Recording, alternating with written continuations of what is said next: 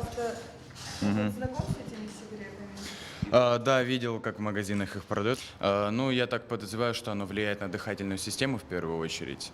Ну и из-за большого содержания никотина в нем, я думаю, негативно влияет на сердце, на другие органы жизненно важные. А в твоем окружении есть вот, которые курят именно Ну да, были люди. до 18 лет? Ну да. Ну, Им были. без проблем продают это? Я не знаю, я не расспрашивал, но я у них это видел. Александр Овчаров – ученик 9 класса 2 столичной школы. Юноша с уверенностью утверждает, что электронные сигареты – это продукция, которая не заинтересована в сохранении здоровья человека. Осознавая и понимая всю серьезность проблемы, Александр все же попал в ловушку так называемых электрокурильщиков. Просто ради интереса решил попробовать. На самом деле скажу, что вот все люди говорят, что вот, кайф, там покупают это многие, до 18 тоже. Скажу честно, что это, ну, во-первых, закашлялся сразу же, ну, правда, это так сильно бьет как бы по легким и, ну, такой какой-то вкус противно. Ну, в общем, я это просто вот так отдал и больше к этому не прикасался. Электронные сигареты по своей структуре – это ингалятор, который с помощью энергии от микроаккумулятора при вдохе подает воздушно-капельным путем жидкость с никотином в виде имитации дыма и вкусовыми ощущениями, приближенными к реальным. Волна популярности электронных сигарет прокатилась среди молодых людей. Однако есть и те, кто категоричен в этом вопросе. В первую очередь, то, что я хочу сказать, то, что я негативно отношусь к электронным сигаретам и к обычным сигаретам. Для меня это одного поля ягоды, соответственно, и все, что я могу сказать про них. Сам я никогда ими не пользовался, и обычными сигаретами тоже. Я знаю то, что в таких одноразовых сигаретах в основном не щелочный табак, а солевой. Он быстрее попадает в легкие и больше наносит вред, потому что больше количество и быстрее накуриваешься. Ага. Вот в вашем окружении есть люди, которые курят? Нет, нету. Вы сами курите? Нет. Ну, во-первых, оно очень сильно влияет на дыхательную систему, если ты спортсмен, то вообще ни в коем случае нельзя их употреблять.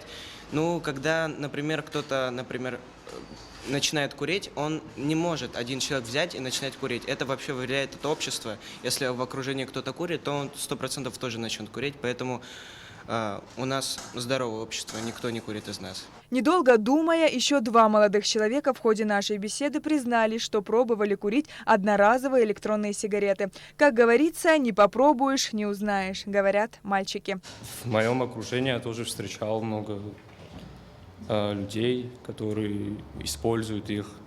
Ну, иногда даже бывал соблазн, но сам тоже пробовал. Ну, как-то не понравилось, потому что знаю о их вреде.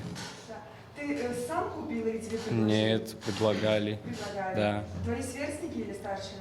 И люди постарше, и мои сверстники, даже помладше тоже есть такие. Слышал то, что от них, от этого пара остается осадок в легких, и то, что они намного вреднее, чем обычные сигареты. Ну, я слышал о них, так как мои некоторые друзья тоже видел, как сверстники мои курят, но я сам отношусь к ним нейтрально, сам пробовал, но не понравилось сразу. Дело дошло до того, что в школах стали изымать электронные сигареты. Буквально недавно, вот получается, после ремонта этой школы здесь пожарная система как бы работает.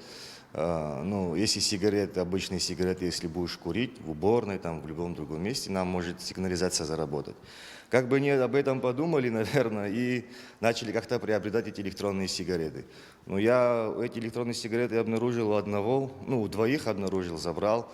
3-го тоже забирал, забираю, отдаю директору.